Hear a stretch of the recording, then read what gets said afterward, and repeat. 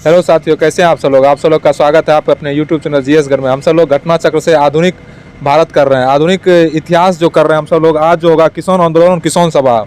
चलिए हम सब लोग स्टार्ट करते हैं। किसान आंदोलन और किसान सभा। अवध में होम रूल लीग आंदोलन के कार्यकर्ता काफ़ी सक्रिय थे। इन्होंने किसानों को संगठित करना शुरू किया। संगठन को नाम दिया गया किसान सभा। संगठन को क्या नाम दिया गया? किसान सभा। फरवरी 1918 में इंद्र नारायण द्विवेदी, गौरी शंकर मिश्र और मदन मोहन मालवीय के प्रयास से यूपी किसान सभा की स्थापना हुई। इस संगठन ने किसानों को बड़े पैमाने पर संगठित किया। किसान सभा ने किसानों को किस हद तक जागरूक बनाया, इसका अंदाजा इससे लगाया जा सकता है कि दिसंबर 1918 में दिल्ली में कांग्रेस अधिवेशन में बड़ी संख्या में उत्तर प्रदेश के किसानों ने भाग लिया। वर्ष 1919 के अंतिम दिनों में किसानों का संगठित विद्रोह खुलकर सामने आया। अवध के प्रतापगढ़ जिले की एक जागीर में नाई धोबी बंद सामाजिक बहिष्कार एवं संगठित कार्रवाई की पहली घटना थी। झिंगुरी सिंह और दुर्गा पाल सिंह ने इसमें महत्वपूर्ण भूमिका निभाई, लेकिन जल्दी ही आंदोलन में एक नया चेहरा उभरा, बाबा रामचंद्र का, जिन्होंने आंदोलन का बागडोर ही नहीं संभाले अपितु उसे और मजबूत एवं जुझारू बनाया। बाबा रामचंद्र महाराष्ट्र के ब्राह्मण परिवार के थे। बाबा रामचंद्र कहाँ के थे? महाराष्ट्र के ब्राह्मण परिवार के थे। वर्ष 1920 के मध्य में वे किसान नेता के रूप में उभरे तथा उन्होंने अवध के किसानों को संगठित करना शुरू किया। उनमें संगठन की अद्भुत क्षमता थी। वर्ष 1920 में इनके प्रयासों से प्रतापगढ़ में अवध किसान सभा का गठन हुआ। शाहजानंद सरस्वती बिहार प्रांत किसान सभा के संस्थापक थे। इनके कृषि सुधार कार्यक्रम का वास्तविक लक्ष्य जमींदारी प्रथा का उन्मूलन तथा कृषकों को मालिकाना अधिकार दिलाना था। देखिए, क्वेश्चन को पूछा जा सकता है बीपीएससी एग्जाम में। किसानों के प्रति इनकी समर्पित सेवाओं के कारण इन्हें किसान प्राण कहा जाता है। वर्ष 1936 में लखनऊ में अखिल भारतीय किसान कांग्रेस की स्थापना हुई। अखिल भारतीय किसान कांग्रेस की स्थापना कहाँ हुई? 1936 लखनऊ में, जिसका नाम बाद में बदलकर अखिल भारतीय किसान सभा कर दिया गया। शुरू में अखिल भारतीय किसान कांग्रेस था, ठीक ना, 1936 में, लेकिन बाद में इसका अखिल भारतीय किसान सभा कर दिया गया। इसका अध्यक्ष कौन था? स्वामी शाहजानंद को तथा महासचिव एनजी रंगा को बनाया गया। अखिल भारतीय किसान सभा का अध्यक्ष स्वामी शाहजानंद और अध्यक्ष महासचिव एनजी रंगा को बनाया गया।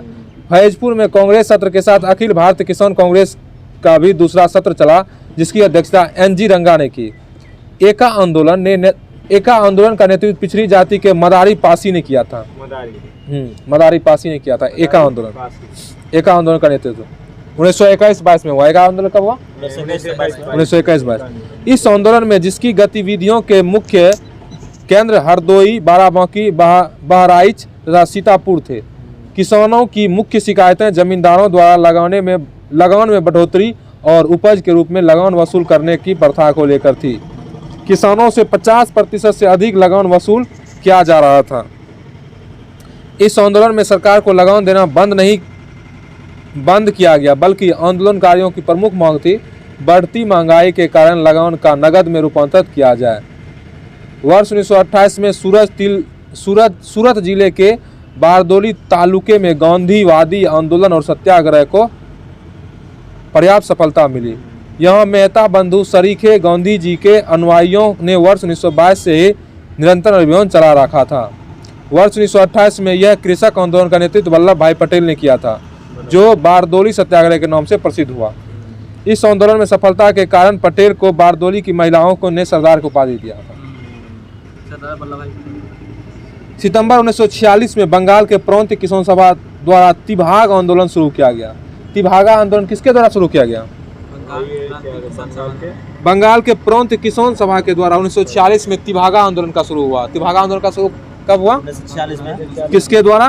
बंगाल के प्रांतीय किसान सभा द्वारा तिभागा आंदोलन। इस आंदोलन में बरगादारों की मांग थी कि जमींदार का फसल में हिस्से आधे भाग से कम करके 1/3 किया जाए तथा शेष 2/3 हिस्सा बरगादारों का हो, मतलब बंटवारा जो करता था उसका हो।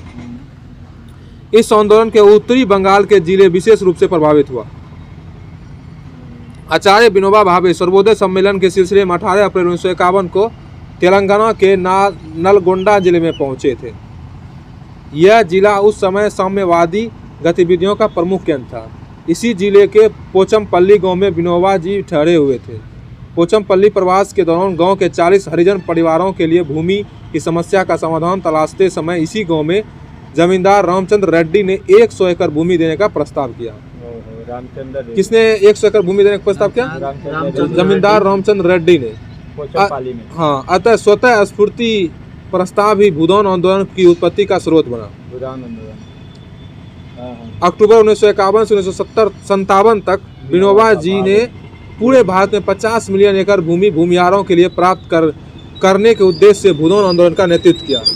भूमिहीनों के लिए हाँ, भूमिहीनों के लिए नहीं, भूमिहीनों के लिए। अक्टूबर 1951 से 57 तक विनोबा जी ने पूरे भारत में 50 मिलियन एकड़ भूमि भूमिहीनों के लिए प्राप्त करने के उद्देश्य से भूदान आंदोलन का नेतृत्व किया।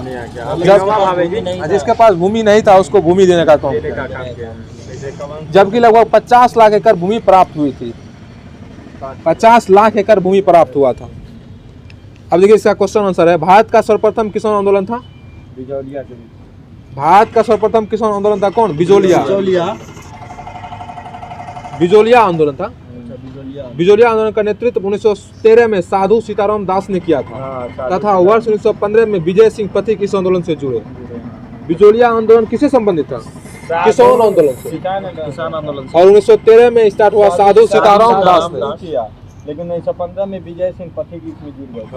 निम्न में से कौन फरवरी 1918 में स्थापित यूपी किसान सभा का स्थापना से संबंध नहीं था? इंद्र नारायण द्विवेदी, गौरी शंकर मिश्र, जवाहरलाल नेहरू, मदन मोहन मालवीय। कौन नहीं था? जवाहरलाल नेहरू इससे संबंधित नहीं था। नाई धोबी बंद सामाजिक बायकॉट का एक स्वरूप था जो 1919 में किसानों के द्वारा प्रतापगढ़ जिले में चलाया गया था। नाई धोबी बंद कहाँ चलाया गया था? किसानों द्वारा प्रतापगढ़ जिले में चलाया गया था। 1919 में हुआ था। ये 39वां बीपीएससी 1994 में पूछा हुआ है। बताइए वह कौन था जहाँ बाबा रामचंद्र ने किसानों को संगठित किया? अवध। वह प्रदेश कौन था जहाँ बाबा रामचंद्र ने किसानों को संगठित किया? अवध था। बताइए शाहजहां इसमें से मिलान करने के लिए दिया है। 1930 के दशक में देश के विभिन्न भागों के भिन्न नेताओं द्वारा किसान आंदोलन चलाए गए थे। उनके प्रभाव क्षेत्र सुमेलित कीजिए। शाहजानंद सरस्वती यहाँ थे बिहार में। खुदाई खिदमतगार NWFP। स्वामी रामानंद हैदराबाद में। अब्दुल हमीद खान दक्षिणी असम में। आगे का क्वेश्चन है इनमें से कौन 1930 के दशक में किसान सभा आंदोलन से सक्रिय रूप से जुड़े थे? स्वामी शाहजहां। कौन? स्वामी शाहजहां। अवध के एका आंदोलन का उद्देश्य क्या था? लगान का नगद में परिवर्तन। लगान का नगद में परिवर्तन एका आंदोलन का उद्देश्य था। 1921 और 22 में चला था। हाँ, एक आंदोलन 1921-22 में 39वां बीपीएससी में पूछा हुआ है। बोलो ना रे, ऐसे यार चुपचाप रहो। भारतीय प्रांत किसान सभा का गठन किसने किया? ये स्वामी शाहजहां सरस्वती। ये सिर्फ चुप ही रहते हैं, खाली होठ को ऐसे ऐसे करते हैं। बिहार प्रांत किसान सभा गठन किसने किया? स्वामी शाहजहां सरस्वती। स्वामी शाहजहां सरस्वती। स्वामी शाहजहां निम्न में से किससे संबंधित थे? बिहार में जाति आंदोलन। बिहार में किसान आंदोलन से। स्वामी शाहजहां किससे संबंधित है? किसान आंदोलन। बिहार में किसान आंदोलन संबंधित है। जाति आंदोलन से नहीं, किसान आंदोलन। किसान आंदोलन से। बिहार में जाति आंदोलन से किसान आंदोलन। यार जाति ऑप्शन में भाई स्वामी शाहजहां है ना। अखिल भारतीय किसान सभा के प्रथम सत्र की अध्यक्षता किसने की थी? स्वामी शाहजहां। स्वामी शाहजहां ने की थी। 1936 में लखनऊ में अखिल भारतीय किसान सभा का प्रथम अध्यक्ष स्वामी शाहजहां। लखनऊ में स्थापित अखिल भारतीय किसान कांग्रेस के महासचिव के रूप में निम्नलिखित में से किसे चुना गया? NG रंगा महासचिव NG रंगा को चुना गया। बताइए अखिल भारतीय किसान कांग्रेस का गठन किया गया था कब? 1936 बहुत पूछता है। 1936 में। 1936 अखिल भारतीय किसान कांग्रेस का गठन 1936 में। वह कौन था? वह कौन जगह थी जहां अखिल भारतीय किसान सभा का पहला अधिवेशन हुआ था? लखनऊ में। अखिल भारतीय किसान सभा के संस्थापक अध्यक्ष थे स्वामी शाहजहां सरस्वती। स्वामी शाहजहां का संबंध था किसान आंदोलन से, बिहार के किसान आंदोलन से। बताइए स्वामी शाहजहां सरस्वती ने भूमि और जलमार्ग के राष्ट्रीयकरण की मांग के साथ अखिल भारतीय संयुक्त किसान सभा का गठन किया। उनकी मृत्यु से ठीक पहले 56 और 59 बीपीएससी में पूछा हुआ। इसमें देखिए सिर्फ बीपीएससी में क्वेश्चन पूछा हुआ है जी साहब। सर। निम्नलिखित में से किस एक कांग्रेसी नेता ने प्रथम अखिल भारतीय किसान सभा में भाग लिया? जवाहरलाल नेहरू। जवाहरलाल नेहरू ने। इनमें से बिहार में किसान आंदोलन के साथ जुड़े थे कौन? राजेंद्र प्रसाद, सीआर दास, मोतीलाल नेहरू, भगत सिंह। कौन जुड़ा था? राजेंद्र प्रसाद जुड़े थे। बताइए तो मिलान करने के दिया। बारदोली सत्याग्रह, ये सरदार वल्लभ भाई पटेल। सरदार वल्लभ भाई पटेल। भारतीय किसान संस्थान, फजलुल हक। आई फजलुल हक। हाँ, फजलुल हक। एनजी रंगा ना। अरे फजलुल हक होगा यार। भारतीय किसान संस्थान, एनजी रंगा होगा तो। फजलुल हक मारो ना भाई, सही है। भारतीय किसान संस्थान, फजलुल हक। एनजी रंगा। एनजी रंगा होगा यार, कितना बता। भारतीय किसान एनजी रंगा संस्थान, एनजी रंगा। या तो बंगाल प्रजा पार्टी, बंगाल प्रजावर्ती ई हो गया। फजलुल हक। फजलुल बाकास्त संघर्ष, बकास संघर्ष ई हो गया। बाकास्त संघर्ष, सरदार वल्लभ पटेल। स्वामी श्रद्धानंद सरस्वती। बाकास्त। बारडोली सत्याग्रह हुआ सरदार वल्लभ भाई पटेल। भारतीय किसान संस्था हुआ एनजी रंगा। ठीक है। और बंगाल प्रजापति हो गया फजलुल हक। फजलुल हक। और बक्सार संघर्ष हो गया स्वामी श्रद्धानंद सिंह। बारदोली सत्याग्रह का नेतृत्व किसने किया था? सरदार वल्लभ भाई पटेल ने। बारदोली सत्याग्रह में उसको पटेल अथी का उपाधि रहा। हाँ, उसकी वहाँ की महिलाओं ने सरदार पटेल, सरदार को उपाधि। सरदार की उपाधि दी। वल्लभ भाई पटेल के सरदार को उपाधि किसने दी? ये महिला लोग, बारडोली की महिला लोग। महात्मा गांधी दिया हुआ। अगर महात्मा गांधी रहेगा उस समय तो महात्मा गांधी लगाना पड़ेगा। वहाँ महात्मा गांधी भी थे। वल्लभ भाई पटेल के सरदार को उपाधि किसने दी? महात्मा गांधी ने। महात्मा गांधी। देखिए यहाँ ऑप्शन में रहेगा जो कि महिलाओं की ओर से गांधी जी ने वल्लभ भाई पटेल सरदार को उपाधि दी। आई क्लियर हुआ है सर कि जो 1916 में लखनऊ अधिवेशन। नहीं 1916 में जो एनी बेसेंट द्वारा क्या लाया गया था? होमरूल होमरूल लुक जो था ना, होमरूल लुक 1916 में जो लाया गया था, तो पहले किसके द्वारा? तिलक के द्वारा कि एनी बेसेंट के द्वारा? पहले तिलक के द्वारा। नहीं, गलत है। पहले एनी बेसेंट के द्वारा लाया गया था। ऑप्शन के हिसाब से कल भी कुछ नहीं पूरा क्लियर कराया है बीपीएससी वाला। ये मास्टर नहीं है, ये ऑफिसर एकेडमी का। अच्छा छोड़िए ना, क्या बताइए। Annie Besant Shashi sir. अच्छा ठीक है। मतलब कब किया था? हाँ, कल भी एनिमेशन हुआ था। महात्मा गांधी ने वल्लभ भाई पटेल को सरदार को उपाधि उनकी बड़ी संगठन क्षमता के कारण किस आंदोलन में दी थी? बारदोली सत्याग्रह। बारदोली सत्याग्रह। बंगाल के तिभागा किसान आंदोलन की क्या मांग की थी? बंगाल के तिभागा किसान आंदोलन की क्या मांग थी? मांग थी कि जमींदारों की हिस्सेदारी को फसल के आधे भाग से कम करके 1/3 करना। जमींदारों के हिस्सेदारी को फसल के आधे भाग से कम करके 1/3 करना। माने 50% लेता था तो 1/3 ले। बुधन आंदोलन का सर्वप्रथम प्रारंभ किस राज्य में हुआ था? बुधन आंदोलन का सबसे पहले आंध्र प्रदेश में। आंध्र प्रदेश में हुआ था। बुधन आंदोलन की शुरुआत हुई थी ये आंध्र प्रदेश राज्य से हुई थी। बुधन आंदोलन किसने प्रारंभ किया विनोबा था? भावे ने किया। विनोबा भावे ने किया था। अब देखिए, छूट गया। आचार्य विनोबा भावे के बुधन आंदोलन के प्रारंभ में निम्नलिखित स्थानों में से कौन सा एक उससे संबंध था? आंध्र प्रदेश के पोचमपल्ली, उदयपुर, रायगिरी, पोचमपल्ली, वेंकटगिरी। बताइए। पोचमपल्ली। ट्रेड यूनियन एवं साम्यवाद दल। अब इसको पढ़ते हैं। ट्रेड यूनियन एवं साम्यवाद दल। वीपी वाडिया के नेतृत्व में वर्ष 1918 में स्थापित मद्रास मजदूर संघ भारत का प्रथम आधुनिक मजदूर संगठन था। वीपी वाडिया के नेतृत्व में 1918 में जो स्थापित मद्रास मजदूर संघ जो था ना, भारत का प्रथम आधुनिक मजदूर संघ संगठन था। भारत का प्रथम आधुनिक मजदूर संघ संगठन कौन था? मद्रास मजदूर संघ। मद्रास मजदूर संघ कब स्थापित हुआ? 1918 में। किसके द्वारा? बीपी वाडिया के द्वारा। बीपी वाडिया के नेतृत्व में 1918 में होता है। इसके शीघ्र बाद बम्बई में 2, कलकत्ता में 1 और मद्रास में 4 मजदूर संघ बने। बम्बई में 2, कलकत्ता में 1 और मद्रास में 4। अहमदाबाद टेक्सटाइल लेबर एसोसिएशन की स्थापना वर्ष 1918 में महात्मा गांधी ने की थी। 1918 में। अहमदाबाद टेक्सटाइल लेबर एसोसिएशन की स्थापना 1918 में महात्मा गांधी ने किया। भारत में ट्रेड यूनियन कांग्रेस की स्थापना NM जोशी द्वारा 31 अक्टूबर 1920 को बम्बई में की गई। इसकी स्थापना का कारण वर्ष 1919 में अंतर्राष्ट्रीय श्रम संगठन की स्थापना था। इसलिए गांधी श्रमिक संगठन ने आपस में संगठित होने का फैसला किया। इसके प्रथम अध्यक्ष लाला लाजपत राय थे तथा उपाध्यक्ष जोसेफ बैप्टिस्टा एवं महामंत्री दीवान चमन लाल बजाज थे। इस संगठन को प्रथम विभाजन वर्ष 1929 में नागपुर अधिवेशन में हुआ। इस संगठन का प्रथम विभाजन कब हुआ? नागपुर 1929 में। इस समय जवाहरलाल नेहरू इसके अध्यक्ष थे। कम्युनिस्ट इंटरनेशनल की स्थापना मार्च 1919 में व्लादिमीर इलियच लेनिन और रूसी पार्टी द्वारा की गई थी। लेनिन याद कीजिए, रूसी पार्टी। कम्युनिस्ट इंटरनेशनल का स्थापना कब हुआ? 1919 में। लेनिन और रूसी पार्टी बोल्शेविक के द्वारा हुआ था। एम.एन. राय लेनिन के निमंत्रण पर मॉस्को गए तथा कम्युनिस्ट इंटरनेशनल के सदस्य बने। एम.एन. राय कहाँ गया? मॉस्को जाता है और इंटरनेशनल के सदस्य बनते हैं। हाँ, कम्युनिस्ट इंटरनेशनल के सदस्य बनने वाले पहले भारतीय थे। कम्युनिस्ट इंटरनेशनल सदस्य बनने वाले पहले भारतीय कौन थे? एम.एन. राय। कम्युनिस्ट आंदोलन की शक्ति एवं बढ़ते प्रभाव को रोकने के लिए कानपुर में एक षड्यंत्र को आधार बनाकर कुछ कम्युनिस्टों पर मुकदमा चला। यह मुकदमा कानपुर षड्यंत्र के नाम से प्रसिद्ध था। ब्रिटिश सरकार ने वर्ष 1924 में एम.एन. राय, श्रीपाद अमृत डांगे, मुजफ्फर अहमद, शौकत उस्मानी, गुलाम शौकत हुसैन, रामचंद्र लाल शर्मा और सिंगार वेलू चेटिया पर कानपुर में मुकदमा चलाया। सरकार ने उन पर आरोप लगाया कि ये लोग षड्यंत्र रच रहे थे, जिसका उद्देश्य भारत में क्रांतिकारी संगठन को स्थापित करना था। ट्रेड यूनियन आंदोलन के क्रांतिकारी चरण का समय 1926 से 1939 तक माना जाता है। ट्रेड यूनियन आंदोलन का क्रांतिकारी का चरण कब माना जाता है? 1926 से 1939 तक। 1926 से 1939 तक माना जाता है ट्रेड यूनियन आंदोलन का क्रांतिकारी चरण।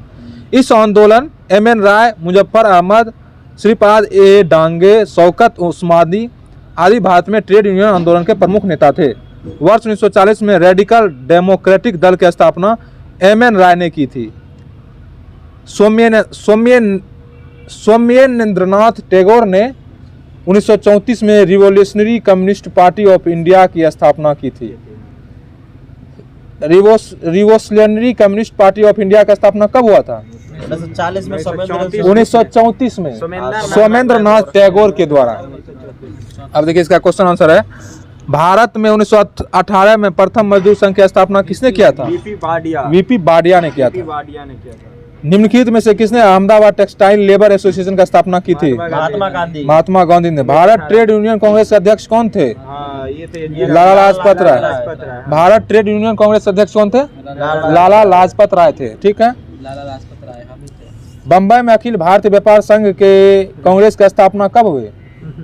1920 में। बम्बई में अखिल भारतीय व्यापार संघ के कांग्रेस की स्थापना 1920 में।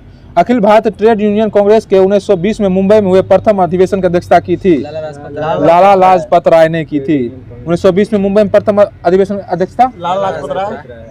1920 में आयोजित all India trade union Congress के उद्घाटन सत्र की अध्यक्षता किसने की थी? लाला लाजपत राय ने की थी। 1929 में नागपुर में संपन्न all India trade union Congress की अध्यक्षता किसने की थी? लाला लाजपत राय ने। किसने? नहीं सर, ऑल इंडिया में जवाहरलाल नेहरू ने। All India trade union Congress की अध्यक्षता किसने की थी? जवाहरलाल नेहरू ने किया था। ठीक। All India trade union Congress की अध्यक्षता जवाहरलाल नेहरू। कम्युनिस्ट इंटरनेशनल का सदस्य बनने वाला पहला भारतीय कौन था? एम.एन. राय। अक्टूबर 1920 में भारतीय पार्टी की स्थापना के लिए ताशकंद में एकत्र हुए भारतीयों के समूह के मुखिया निम्नलिखित में से कौन थे? कौन थे? एम.एन. राय। कानपुर षड्यंत्र मुकदमा किस आंदोलन के नेताओं के विरुद्ध था? ये साम्यवादी आंदोलन के विरुद्ध था। निम्नलिखित में से किस केस की समस्त संसार में चर्चा हुई और अभियुक्तों के समर्थन में Albert Einstein, N G. Wells, Harold Laski तथा रूजवेल्ट ने सहानुभूतिपूर्ण टिप्पणियां की? मेरठ षड्यंत्र मुकदमा पर सभी को टिप्पणी दिया था।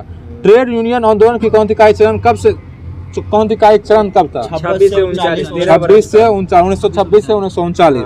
48 और 52 विपरीत में पूछा हुआ है। 1924 में रेडिकल डेमोक्रेटिक पार्टी का गठन किसने किया? रेडिकल डेमोक्रेटिक पार्टी का स्थापना एम.एन. राय ने किया। बताइए, सोमेंद्रनाथ टैगोर द्वारा स्थापित दल का नाम बताइए तो। क्रांतिकारी साम्यवादी दल। कम्युनिस्ट पार्टी उसी को बोलिए। अब देखिए, रॉलेट एक्ट और जलियांवाला बाग हत्याकांड 1919 में होता है। इसके बारे में चर्चा करते हैं। 13 अप्रैल 1919 को होता है। भारत में बढ़ रही क्रांतिकारी गतिविधियों को कुचलने के लिए सरकार ने 1917 में न्यायाधीश सिडनी रॉलेट की अध्यक्षता में एक समिति गठित की, जिसका उद्देश्य आतंकवाद को कुचलने के लिए एक प्रभावी योजना का निर्माण करना था। इसके सुझावों पर मार्च 1919 में पारित विधेयक रॉलेट एक्ट के नाम से जाना गया। ठीक है। रॉलेट अधिनियम के द्वारा अंग्रेजी सरकार जिसके चाहे जब तक चाहे बिना मुकदमा चलाए जेल में बंद रख सकती थी। इसलिए इस कानून को बिना वकील, बिना अपील तथा बिना दलील का कानून कहा गया, रॉलेट एक्ट को। चेम्सफोर्ड के कार्यकाल में वर्ष 1919 में रॉलेट एक्ट पारित हुआ था। चेम्सफोर्ड, हाँ। पूछेगा कि रॉलेट एक्ट जिस समय पारित हुआ था उस समय अंग्रेज अध्यक्ष कौन था? चेम्सफोर्ड। अखिल भारतीय राजनीति में गांधी का पहला शासकीय कदम रॉलेट एक्ट के विरुद्ध 1919 में प्रारंभ सत्याग्रह था। हाँ, पहला। अखिल भारतीय राजनीति में गांधी का पहला साहसिक कदम क्या था? रॉलेट एक्ट के विरुद्ध में वर्ष 1919 में प्रारंभ सत्याग्रह था। गांधी जी ने रॉलेट सत्याग्रह के लिए 3 राजनीतिक मंचों का उपयोग किया था, होम रूल लीग, खिलाफत और सत्याग्रह सभा। रॉलेट को क्या क्या था? राजनीतिक मंचों का उपयोग। रॉलेट एक्ट सत्याग्रह के लिए 3 राजनीतिक मंचों का उपयोग किया। किसका किसका किया? 3 राजनीतिक मंच। होम रूल लीग, खिलाफत एवं सत्याग्रह सभा। पंजाब के 2 लोकप्रिय नेता डॉक्टर सैफुद्दीन किचली और डॉक्टर सत्यपाल की गिरफ्तारी और ब्रिटिश दमन का विरोध करने के लिए 13 अप्रैल 1919 को बैसाखी के दिन अमृतसर के जलियांवाला बाग में एक सार्वजनिक सभा बुलाई गई, जहां जनरल रेगिनेंट एडवर्ड हैरी डायर ने निहत्था शांतिपूर्ण भीड़ पर गोलियां चलाकर लगभग 1000 लोगों की हत्या कराई गई। 13 अप्रैल 1919 को जलियांवाला बाग नरसंहार को हृदय विदारक घटना के बाद रविन्द्रनाथ टैगोर ने ब्रिटिश सरकार द्वारा प्राप्त की गई नाइट की उपाधि को लौटा दिया। जलियांवाला बाग हत्याकांड के विरोध में शंकर नायर ने वायसराय की कार्यकारिणी से इस्तीफा दे दिया। शंकर नारायण ने क्या किया? वायसराय की कार्यकारिणी से इस्तीफा दे देते हैं। जलियांवाला बाग हत्याकांड की जांच हेतु ब्रिटिश सरकार ने हंटर कमीशन का गठन किया। हंटर कमीशन, ठीक जी सर। इसी कमीशन में CH शीतलवार, पंडित जगत नारायण एवं सुल्तान अहमद खान भारतीय सदस्य थे। कमीशन ने वर्ष 1920 में अपना रिपोर्ट प्रस्तुत किया, जिसमें इस दुर्घटना के लिए सरकार को दोषी नहीं बताया गया। कहा गया कि उपद्रव कौंती का रूप ग्रहण कर लेते, अतः मार्शल लॉ अनिवार्य था तथा भीड़ की अधिकता को देखते हुए गोली चलानी पड़ी। गोली चलाना पूर्णतः नियोजित था। साथ ही हंटर कमीशन ने डायर के इस कार्य को केवल निर्णय लेने की भूल बताया।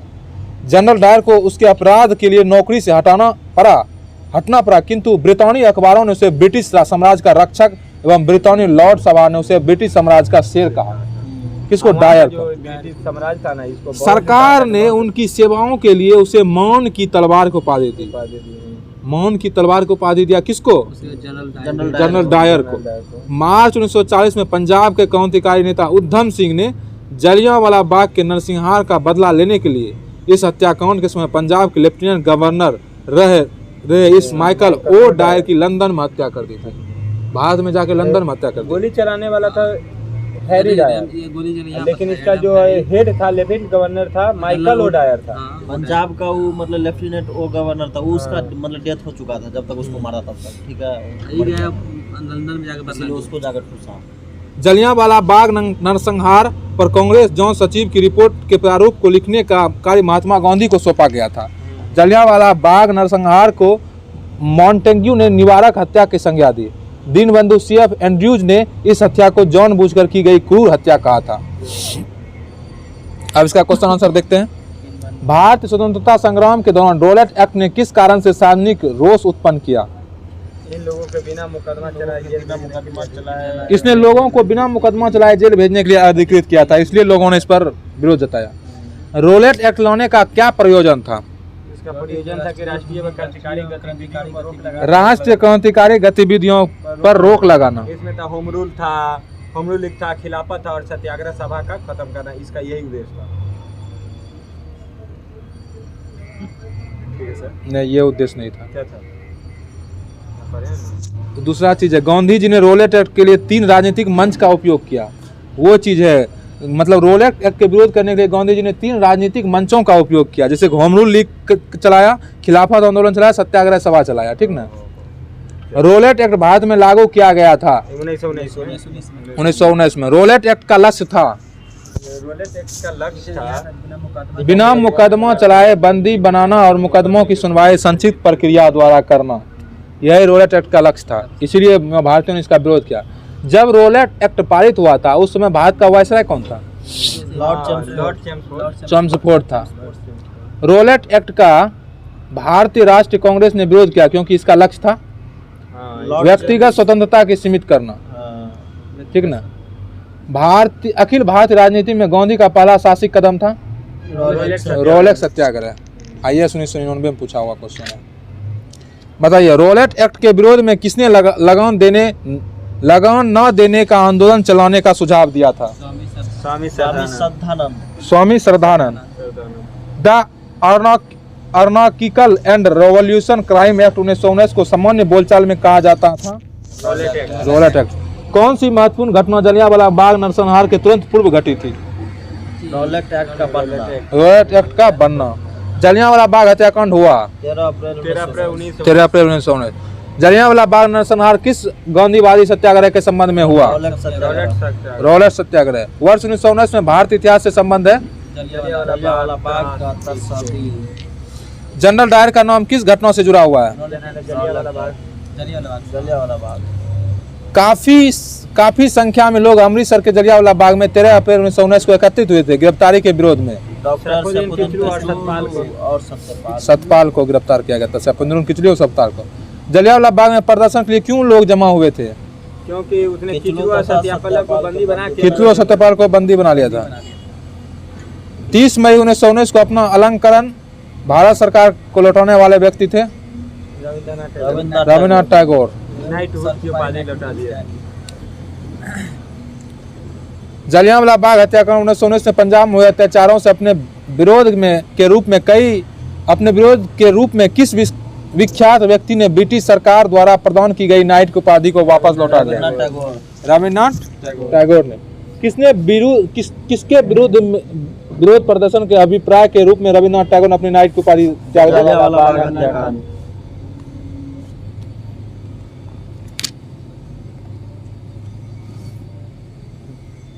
जलियांवाला बाग हत्याकांड के विरोध निम्नलिखित में से किसने वायसराय के कार्य परिषद से त्याग पत्र दे दिया?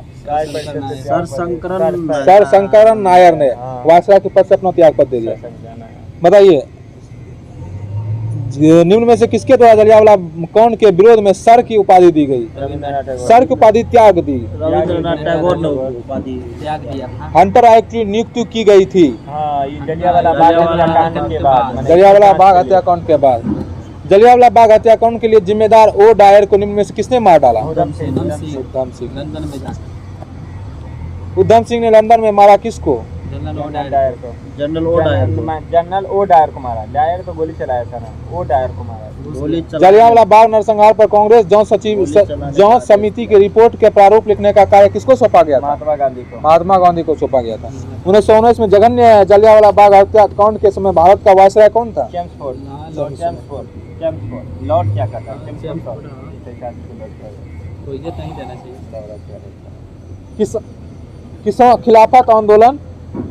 खिलाफत आंदोलन जब देखिए हम सब लोग खिलाफत आंदोलन पढ़ते हैं, ठीक है। खिलाफत आंदोलन प्रारंभ करने के लिए गठित खिलाफत कमेटी में शौकत अली, मोहम्मद अली, अब्दुल कलाम आजाद, हकीम अजमल खान, हजरत मोहनी तथा डॉक्टर अंसारी शामिल थे। खिलाफत आंदोलन प्रारंभ करने के लिए गठित खिलाफत कमेटी में कौन कौन शामिल थे? शौकत अली, मोहम्मद अली, अबुल कलाम आजाद, हकीम अजमल खान, हजरत मोहानी तथा अंसारी शामिल थे। तथापि खिलाफत आंदोलन प्रारंभ करने का श्रेय मुख्यतः अली बंधु शौकत अली एवं मोहम्मद अली को दिया जाता है। भारत के मुसलमान तुर्की के सुल्तान को इस्लामी साम्राज्य का खलीफा मानते थे। भारत का सुल्तान क्या करता था? ये तुर्की के मुसलमान जो था ना, खलीफा मानता था, उसी को खलीफा मानता था लोग। प्रथम विश्व युद्ध में तुर्की मित्र देशों के विरुद्ध लड़ रहा था। प्रथम विश्व युद्ध में तुर्की किसके साथ लड़ रहा था? मित्र देशों के विरुद्ध लड़ रहा था। युद्ध के समय ब्रिटिश राजनीतिक ने भारतीय मुसलमानों को वचन दिया था कि तुर्की साम्राज्य को किसी प्रकार समाप्त होने नहीं देंगे, लेकिन युद्ध समाप्त होने के बाद ब्रिटिश सरकार ने तुर्की साम्राज्य का विघटन कर दिया। भारतीय मुसलमान ब्रिटिश साम्राज्य से नफरत करने लगे और उन्होंने तुर्की के ऑटोमन साम्राज्य की रक्षा और खलीफा को बनाए रखने के लिए आंदोलन प्रारंभ किया। तुर्की साम्राज्य के विभाजन के विरुद्ध शुरू हुए खिलाफत आंदोलन ने उस समय अधिक जोर पकड़ लिया जब इसमें गांधी जी सम्मिलित हो गए। गांधी जी बहुत होशियार। अंग्रेजों द्वारा तुर्की साम्राज्य का विभाजन करने के विरुद्ध खिलाफत आंदोलन प्रारंभ हुआ। दिल्ली में 23 से 24 नवंबर 1919 को होने वाले खिलाफत कमेटी के सम्मेलन में 24 नवंबर को अध्यक्षता महात्मा गांधी की प्रदान की गई। कब? 24 नवंबर को उन्हें अध्यक्षता किसको दिया गया? महात्मा गांधी को दिया गया अध्यक्षता। खिलाफत आंदोलन जो हो रहा था उसका कमेटी बनाकर इसको अध्यक्ष बना दिया गया। जी। दिसंबर 1919 में भारत राष्ट्र कांग्रेस के अमृतसर अधिवेशन से खिलाफत आंदोलन को और अधिक बढ़ावा मिला। गांधी जी ने इसे हिंदू मुस्लिम एकता के एक ऐसे स्वर्णिम अवसर के रूप में देखा जो आगे 100 वर्षों में भी नहीं प्राप्त हो सकता। तदनुसार उन्होंने अंग्रेजी के विरुद्ध आंदोलन में भारतीय मुसलमानों का सहयोग प्राप्त करने के लिए खिलाफत आंदोलन का समर्थन किया था। हकीम अजमल खां ने खिलाफत आंदोलन के दौरान कौन? हकीम अजमल खां ने खिलाफत आंदोलन के दौरान हाजिक उल मुल्क की पदवी त्याग दी थी। कौन? हाजिक उल मुल्क की पदवी? हकीम अजमल खान जो था, ये क्या होता है पदवी? क्या हुआ? ये पदवी कैसा पदवी होता है? हाजी कुल मुल्क नहीं पता नहीं। यह पदवी ब्रिटिश सरकार द्वारा वर्ष 1908 में उन्हें प्रदान की गई थी। मोहम्मद अली जिन्ना खिलाफत आंदोलन को देश की स्वतंत्रता के आंदोलन से जोड़ने के विरोधी थे। मोहम्मद अली जिन्ना, उन्होंने गांधी जी की राजनीति में धर्म को न लाने की सलाह दी थी। उन्होंने खिलाफत आंदोलन में गांधी जी की भागीदारी के विरुद्ध गांधी को सावधान किया था। वे मुस्लिम धार्मिक नेताओं एवं उनके अनुयायियों के कट्टरपन को प्रोत्साहित न करें।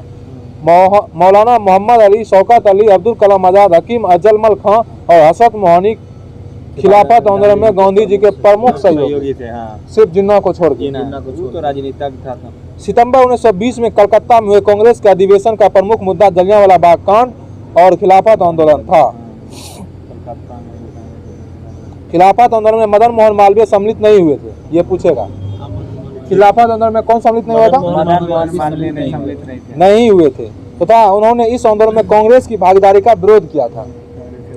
सितंबर 1919 में अखिल भारतीय खिलाफत कमेटी का गठन किया गया। अखिल भारतीय खिलाफत कमेटी का गठन कब किया गया? 1919 सितंबर 1919 में। अब इसका क्वेश्चन आंसर करते हैं। खिलाफत आंदोलन के प्रमुख नेता निम्नलिखित में से कौन थे? मौलाना मोहम्मद अली और शौकत अली। मोहम्मद अली और शौकत अली। वर्ष 1919 में अखिल भारतीय खिलाफत सम्मेलन का अध्यक्ष किसे चुना गया? महात्मा गांधी को। महात्मा गांधी के खिलाफत आंदोलन का समर्थन क्यों किया? क्योंकि गांधी जी ने अंग्रेजों के खिलाफ अपने आंदोलन में भारतीय मुसलमानों का सहयोग प्राप्त करना चाह रहे हैं। देखिए, ये क्वेश्चन 48 और 52वां वीपीएससी में पूछा हुआ है। इसका सही आंसर होगा गांधी जी ने अंग्रेजों के खिलाफ अपने आंदोलन में भारतीय मुसलमानों का सहयोग प्राप्त करना चाहा था। खिलाफत आंदोलन का समर्थन दिया था ह्यूमू ने, सर सैयद ने, करजन ने, गांधी जी ने दिया था। किसने खिलाफत आंदोलन को हिंदुओं और मुसलमानों की एकता के एक ऐसे अवसर के रूप में देखा जो 100 वर्षों में भी पुनः प्रस्तुत नहीं हुआ? महात्मा गांधी। निम्नलिखित में से किस एक ने खिलाफत आंदोलन के दौरान हाजिक उल मुल्क की पदवी त्याग दी? हकीम अजमल खां ने। गांधी जी को किसने सावधान किया था कि मुस्लिम धार्मिक नेताओं और उनके अनुयायियों के कट्टरपन को प्रोत्साहित न करें? मोहम्मद अली जिन्ना ने किया था। निम्नलिखित में से किसने महात्मा गांधी की खिलाफत आंदोलन में भागीदारी की भर्त्सना की थी? जिन्ना ने किया था। निम्नलिखित में से खिलाफत आंदोलन का परिणाम कौन था? हिंदू मुस्लिम मतभेद में कमी आई। हिंदू मुस्लिम मतभेदों में कमी आई। बताइए, एक व्यक्ति जिसने 4 अप्रैल 1919 को दिल्ली के जामा मस्जिद के प्रवचन मंच पर हिंदू मुस्लिम एकता पर भाषण दिया था, वह कौन था? स्वामी श्रद्धानंद ने। निम्नलिखित में से किस भारतीय नेता ने खिलाफत आंदोलन का समर्थन नहीं किया था? मदन मोहन मालवीय ने नहीं किया था। वर्ष 1920 के खिलाफत कमेटी की सभा जिसने गांधी को असहयोग आंदोलन के नेतृत्व को संभालने का अनुरोध किया था, वह किस शहर से हुई थी? इलाहाबाद से हुई थी। इस मिशन में हम मुसलमानों को हिंदुओं से भिड़ा नहीं पाए। निम्नलिखित में से कौन सी घटनाओं से एचिंसन के इस कथन का संबंध है? चंपारण सत्याग्रह 1917, खिलाफत और असहयोग आंदोलन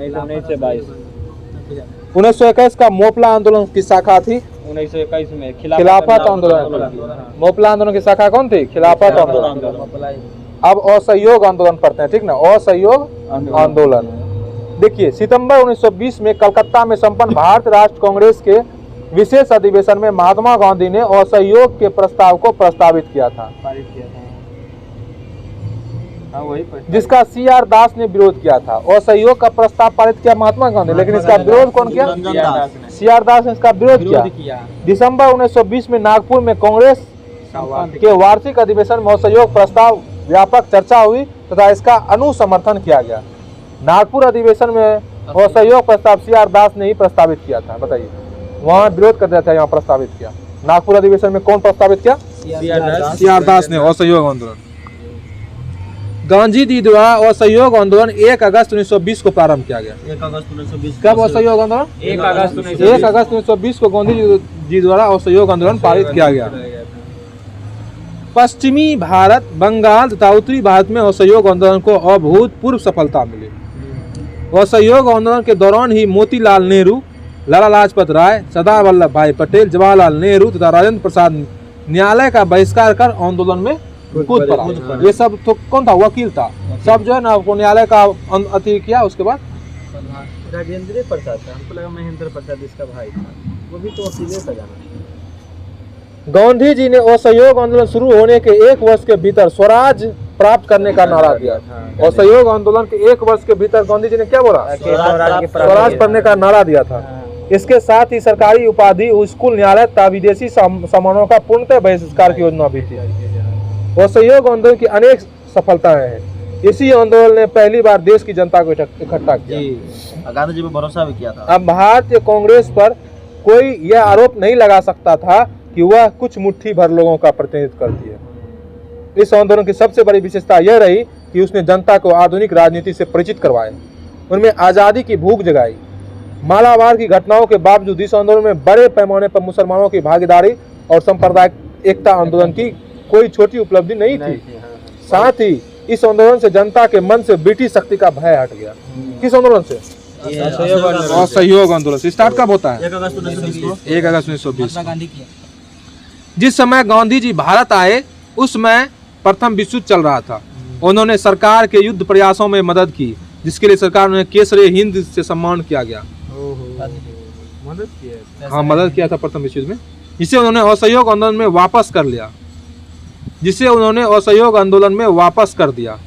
मैंने सहयोग आंदोलन में लौटा दिया कि अब नहीं चाहिए। जमुना लाल, हाँ, असहयोग आंदोलन में केसरी हिंद की उपाधि त्याग दिया। पहला विश्व युद्ध में इसलिए साथ दिया गया था, गांधी जी को बोला था कि साथ दो, हम तो आपको आजाद करेंगे। हाँ, वही। आजादी नहीं मिलने के कारण वो बेचारा फट गया, इसलिए असहयोग आंदोलन में वो जो है ना केसरी हिंद की उपाधि वापस कर दिया। जमुना लाल बजाज ने अपनी राय बहादुर की उपाधि वापस कर दी। बाल गंगाधर तिलक ने अपने असहयोग आंदोलन को समर्थन दिया, परंतु इस आंदोलन के प्रथम दिन 1 अगस्त 1920 को उनकी मृत्यु हो गई। मृत्यु हो जाने के कारण इसका परिणाम नहीं देख सके बाल गंगाधर तिलक। अच्छा, 1 अगस्त 1920 को ही बाल गंगाधर तिलक मृत्यु हो गई, असहयोग आंदोलन के दिन ही, प्रथम दिन। वो नहीं तो आज देख के जाता, चोरी चोरा कांड हो जाता। और 1 अगस्त 1920 को उनकी मृत्यु हो गई। हो जाने के कारण वह इसका परिणाम नहीं देख सके। चौरी चौरा कांड की वास्तविक तिथि कब है? 4 फरवरी 1922। 4 फरवरी 1922 में चौरी चौरा वास्तविक। इस तिथि को संयुक्त प्रांत के गोरखपुर जिले में चौरी चौरा नामक स्थान पर किसानों के एक जुलूस पर गोली चलाए जाने के कारण क्रोध भीड़ ने थाने में आग लगा दी, जिससे 23 सिपाहियों की मृत्यु हो जाती है। यही घटना इतिहास में चौरी चौरा कांड के नाम से प्रसिद्ध हुआ। अच्छा, ये 23 सिपाही इंडियन थे या ब्रिटिश थे?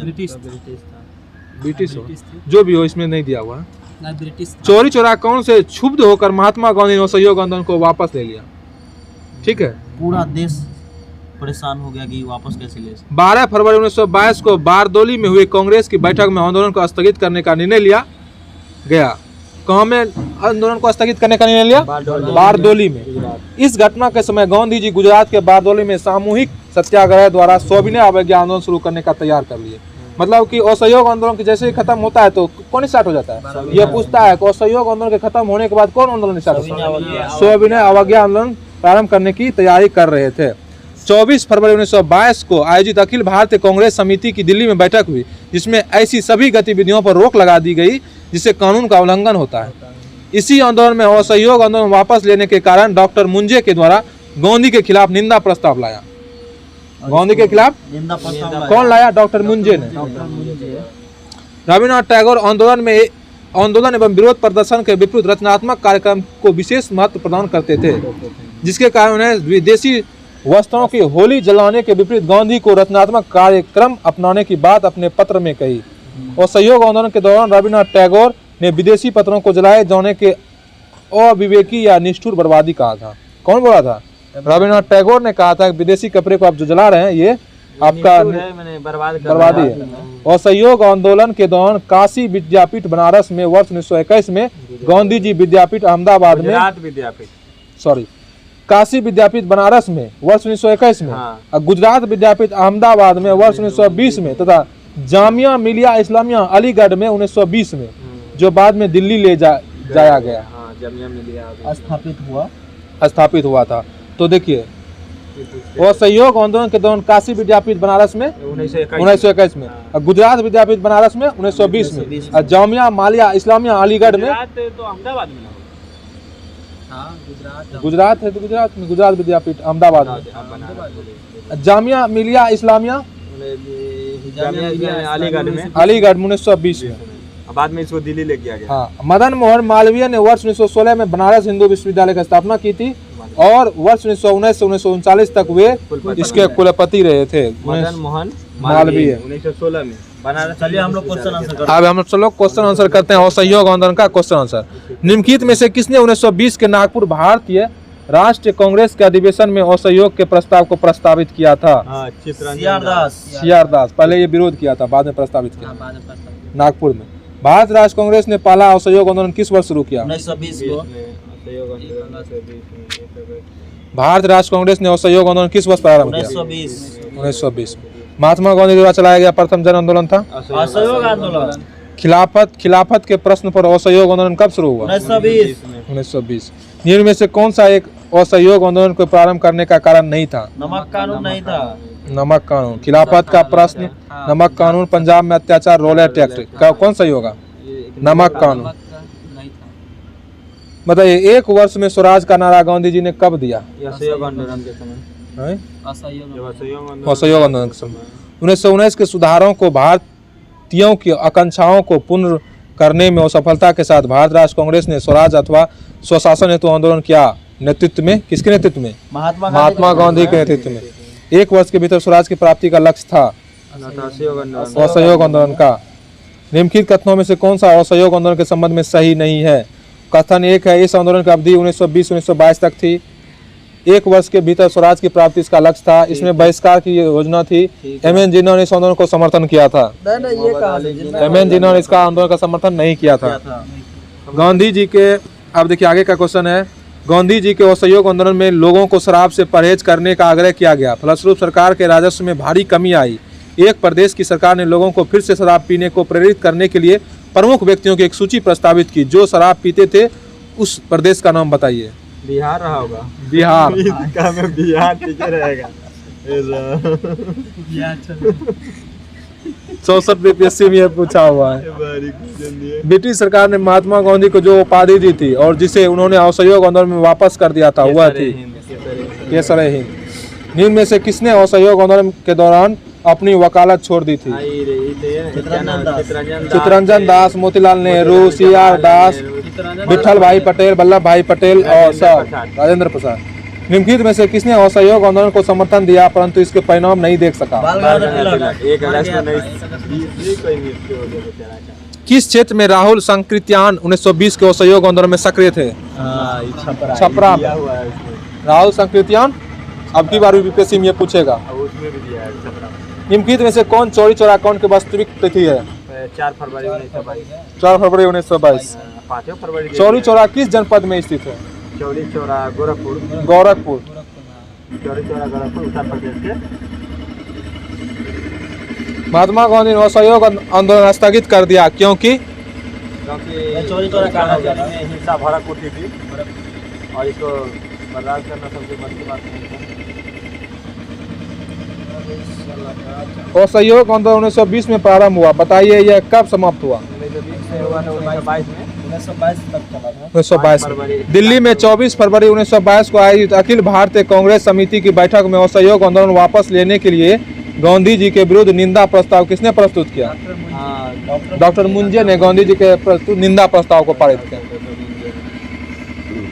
असहयोग आंदोलन के दौरान बिहार में कृषकों का नेतृत्व किसने किया था? स्वामी विद्यानंद सरस्वती। बिहार में कृषक का नेतृत्व किसने किया था? स्वामी विद्यानंद। ये बीपीएससी में पूछेगा आपकी बार। स्वामी विद्यानंद। 1923 से 28 के काल में भारत राजनीति के क्रांतिकारी कार्यविधि के पुनरावृत्ति का कारण था कि गांधी द्वारा असहयोग आंदोलन का स्थगन। गांधी द्वारा असहयोग आंदोलन का स्थगन। असहयोग आंदोलन के दौरान विदेशी कपड़ों के लिए जलाए जाने पर किसने कहा था, गांधी को लिखा था कि यह निष्ठुर बर्बादी है? रविन्द्रनाथ टैगोर। निम्नलिखित में से किसने असहयोग आंदोलन के दौरान विदेशी वस्तुओं के जलाए जाने का विरोध किया? 1921-22 के असहयोग आंदोलन का मुख्य प्रतिपल था हिंदू मुस्लिम में एकता हो जाए। हिंदू मुस्लिम एकता। निम्नलिखित में से किसका सुमेल नहीं है? 1885 भारत राष्ट्र कांग्रेस की स्थापना, 1905 बंगाल विभाजन, 1909 मार्ले में 1930 असहयोग आंदोलन। 1920 होगा। 1920 असहयोग आंदोलन। बताइए तो निम्नलिखित में से कौन सुमेलित नहीं है? 1940 भारत राष्ट्र कांग्रेस का लाहौर अधिवेशन। 1940 में लाहौर अधिवेशन तो नहीं हुआ था। हाँ 1940 में हुआ था। 1940 में ना हुआ था। कौन सही है कारण? इसमें कौन सही सुमेलित है? 1929 में लाहौर अधिवेशन। 1929 में भी लाहौर में हुआ था।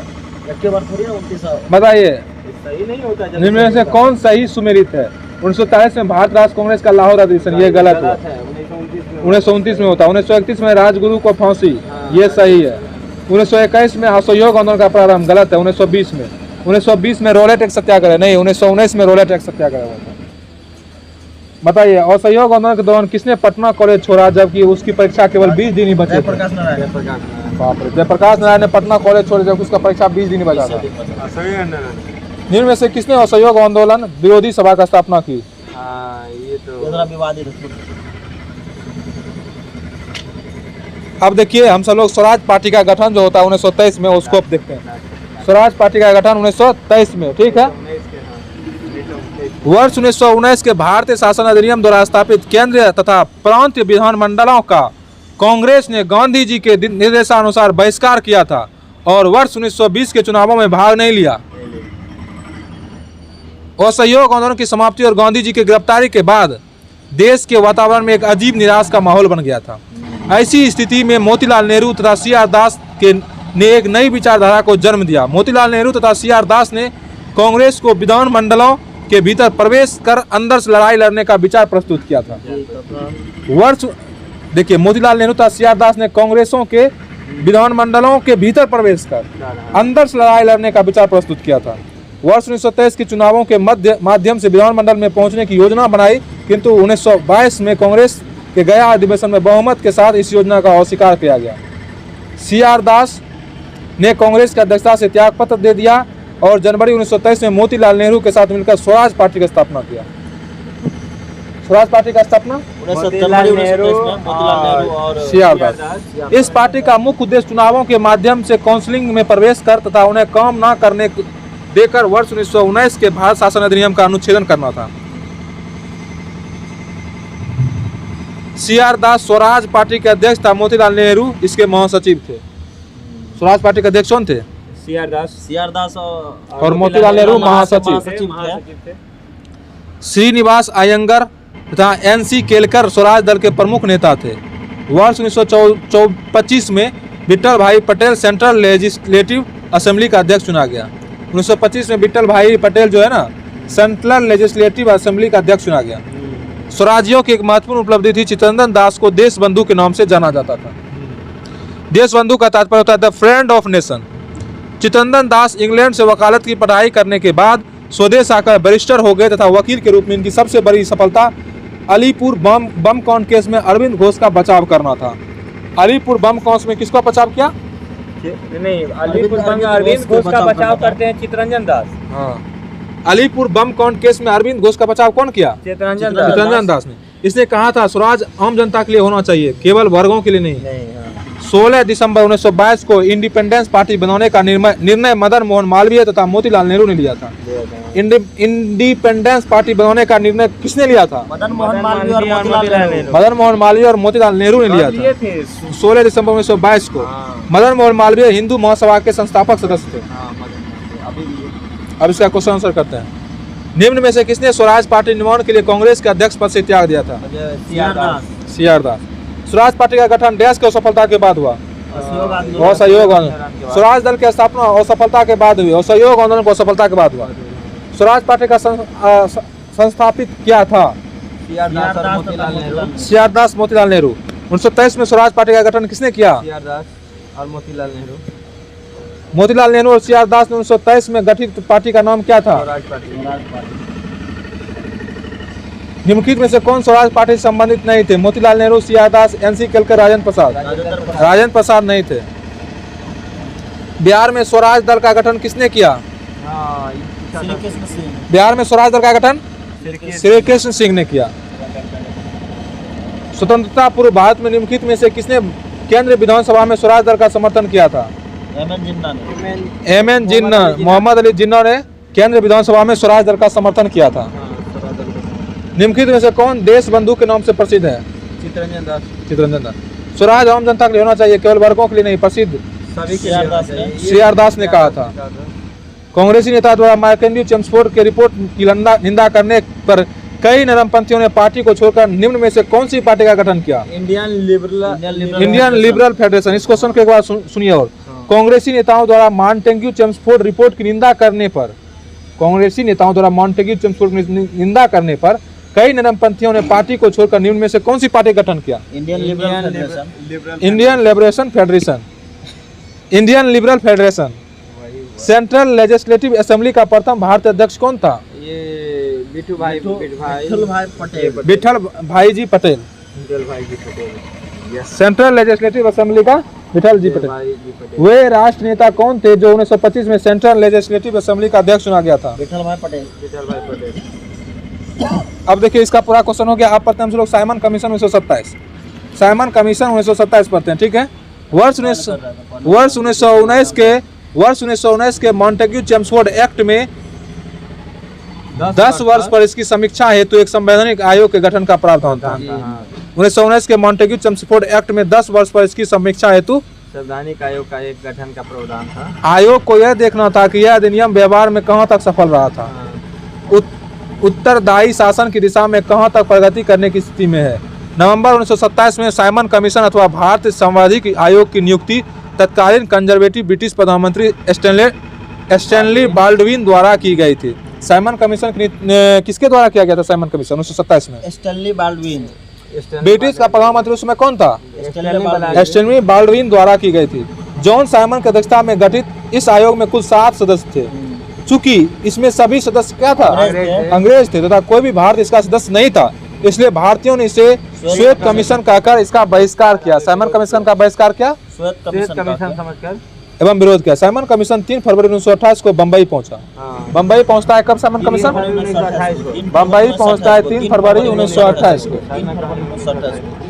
1928 को साइमन कमीशन कहाँ पहुंचता है? बम्बई। साइमन कमीशन का अध्यक्ष पर सर जॉन साइमन उदारवादी दल के सदस्य थे, लिबरल पार्टी के सदस्य थे साइमन कमीशन। जबकि भारत की स्वतंत्रता के समय ब्रिटिश प्रधानमंत्री कौन था? एटली था। इस कमीशन में श्रमिक दल के सदस्य के रूप में शामिल थे। श्रमिक दल लेबर पार्टी से था कौन? क्लेमेंट एटली। भारतीय कांग्रेस ने दिसंबर 1927 में मद्रास में अपने अधिवेशन में साइमन कमीशन का विरोध करने का निर्णय किया। साइमन कमीशन का विरोध करने का निर्णय कांग्रेस ने कब लिया? किस अधिवेशन में? कांग्रेस का जो अधिवेशन होता है मद्रास अधिवेशन। हाँ। और 3 फरवरी 1928 को साइमन कमीशन मुंबई पहुंचता है और उस दिन देशव्यापी हड़ताल का आयोजन हुआ। कमीशन जहां गया वहां पूर्ण हड़ताल रखी गई तथा साइमन कमीशन वापस जाओ के नारे जुलूस निकाले गए।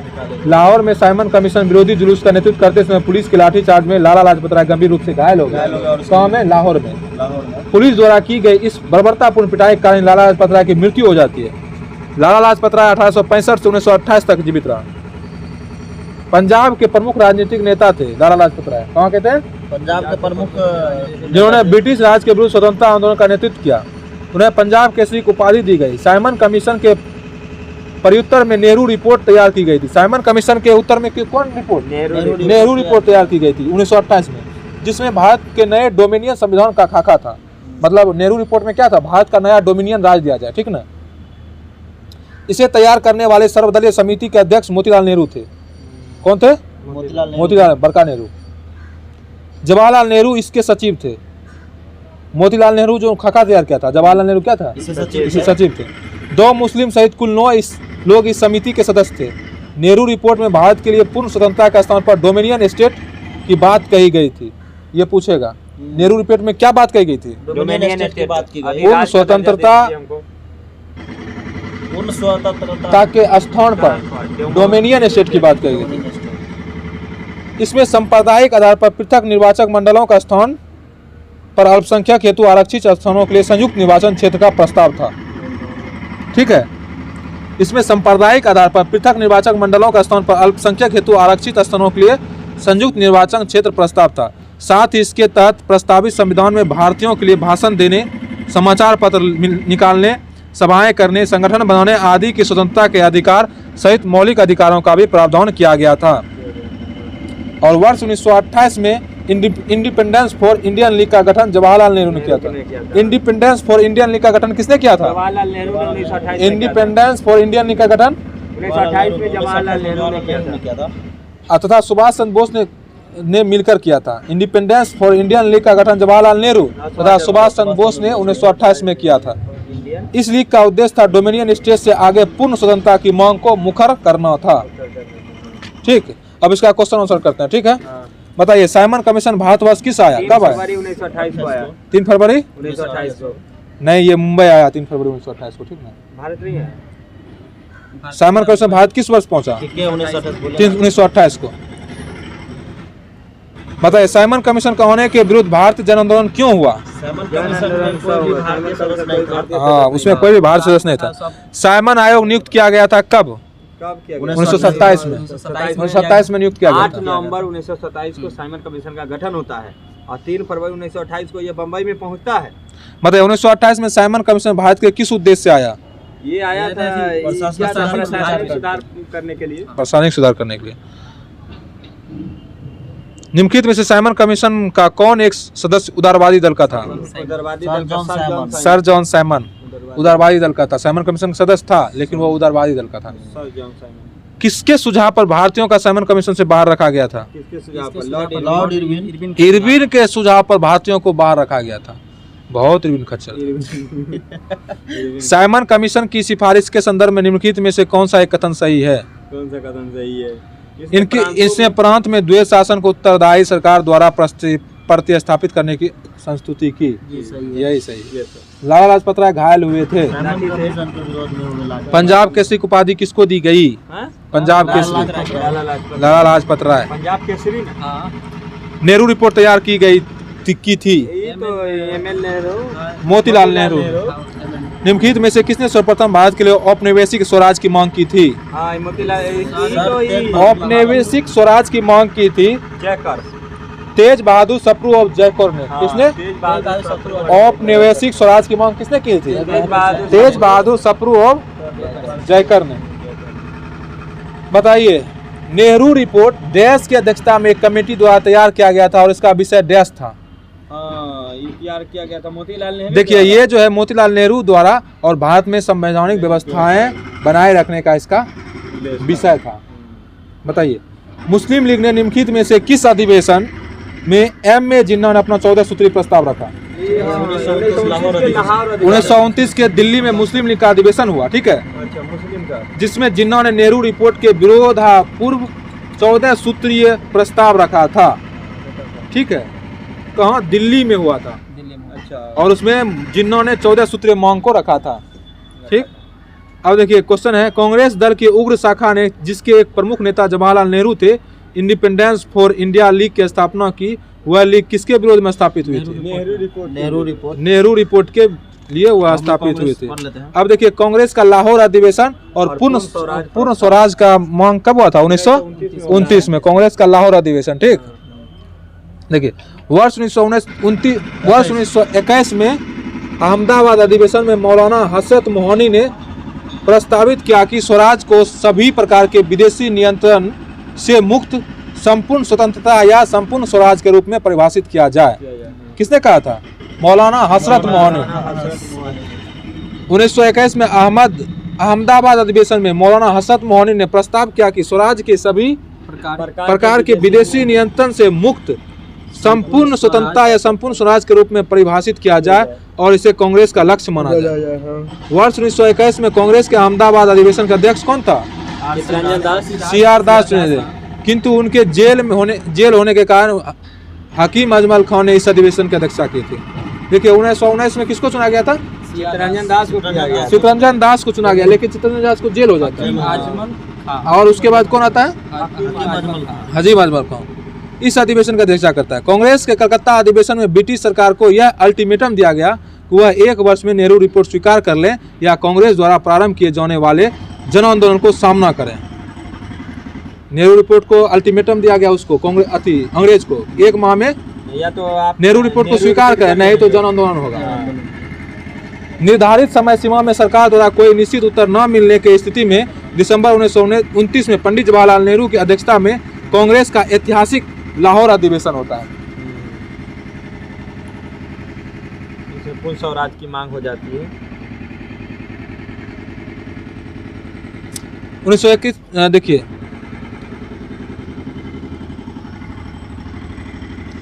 1929 में जवाहरलाल नेहरू की अध्यक्षता में कांग्रेस का ऐतिहासिक लाहौर अधिवेशन होता है, जिसमें संबंधित प्रस्ताव पारित होने के बाद पंडित जवाहरलाल नेहरू ने पूर्ण स्वराज का लक्ष्य घोषित किया। जैसे ही 31 दिसंबर 1929 को मध्य रात्रि का घंटा बजा, कांग्रेस अध्यक्ष पंडित जवाहरलाल नेहरू ने लाहौर में रावी नदी के तट पर भारत स्वतंत्रता का झंडा फहराया। कब? 31 दिसंबर 1929 मध्यरात्रि।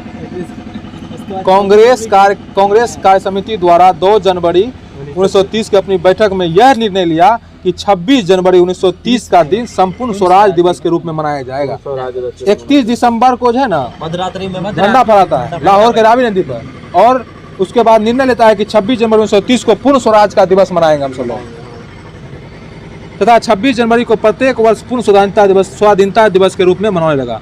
इस अधिवेशन में अपने अध्यक्ष भाषण में बोलते हुए उन्होंने कहा था कि आज हमारा सिर्फ एक लक्ष्य है, स्वाधीनता का लक्ष्य। हमारे लिए स्वाधीनता है, पूर्ण स्वतंत्रता है। कांग्रेस के लाहौर अधिवेशन में 31 दिसंबर 1929 को घोषित संकल्प में स्पष्ट किया गया कि गोलमेज सम्मेलन से कोई लाभ नहीं, नेहरू कमेटी के डोमिनियन राज्य के दर्जे की योजना समाप्त की जाती है।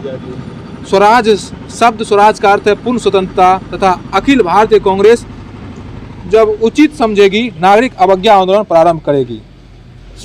4 बातों को इसमें कहा गया। अब इसका क्वेश्चन आंसर कर लेते हैं। पहला क्वेश्चन है, भारतीय स्वतंत्रता संग्राम के दौरान निम्नलिखित में से किसने प्रस्तावित किया कि स्वराज को सभी प्रकार के विदेशी नियंत्रण से मुक्त संपूर्ण स्वतंत्रता के रूप में परिभाषित किया जाए? मौलाना हजरत मोहानी ने किया था। ठीक। 1921 के अहमदाबाद अधिवेशन में निम्नलिखित नेताओं में से किसने संपूर्ण स्वराज को कांग्रेस का लक्ष्य मानने का प्रस्ताव रखा? हजरत मोहानी। कांग्रेस ने कब पहली बार भारत की स्वतंत्रता का प्रस्ताव पारित किया था? 1929। 1947 से पहले 26 जनवरी को कहा जाता था पूर्ण स्वराज दिवस। पूर्ण स्वराज का प्रस्ताव लाहौर कांग्रेस में पारित किया गया था वर्ष 1929 में। भारतीय राष्ट्र कांग्रेस द्वारा किस दिन को पूर्ण स्वराज दिवस घोषित किया गया? 26 जनवरी 1930। किस एक ने भारत राष्ट्र कांग्रेस के उस अधिवेशन अध्यक्षता की थी पूर्ण स्वराज का प्रस्ताव पारित हुआ था? जवाहरलाल नेहरू। कांग्रेस के 1929 के लाहौर अधिवेशन में कांग्रेस का लक्ष्य पूर्ण स्वराज किसके द्वारा घोषित किया गया? जवाहरलाल नेहरू के द्वारा। 31 दिसंबर 1929 को अर्धरात्रि में भारत राष्ट्र के ध्वज को किसने फहराया था? जवाहरलाल नेहरू ने। स्वतंत्रता का नवग्रहित तिरंगा पहली बार कब फहराया गया था? 31 दिसंबर 1929। भारतीय राष्ट्र कांग्रेस के निम्नलिखित अधिवेशन में से किस एक की अध्यक्षता जवाहरलाल नेहरू ने सर्वप्रथम की थी? लाहौर अधिवेशन 1929। स्वतंत्रता आंदोलन के इतिहास में भारतीय राष्ट्र कांग्रेस का 1929 का अधिवेशन इसलिए महत्वपूर्ण है क्योंकि इस अधिवेशन में कांग्रेस के लक्ष्य के तौर पर पूर्ण स्वराज प्राप्ति को स्वीकृत किया गया था। बताइए, निम्नलिखित भारतीय राष्ट्र कांग्रेस के अधिवेशनों में से किस में कांग्रेस का लक्ष्य पूर्ण स्वराज घोषित किया गया? लाहौर में। बताइए, पूर्ण स्वराज संकल्प को भारतीय राष्ट्र कांग्रेस के लाहौर अधिवेशन में किसने प्रस्तुत किया? जवाहरलाल नेहरू। इस तरह से हम सब लोग आज इतना ही रहने देते हैं। आगे का जो होगा सविनय अवज्ञा आंदोलन होगा। तो चलिए मिलते हैं नेक्स्ट सेशन में, तब तक के लिए धन्यवाद। जय हिंद।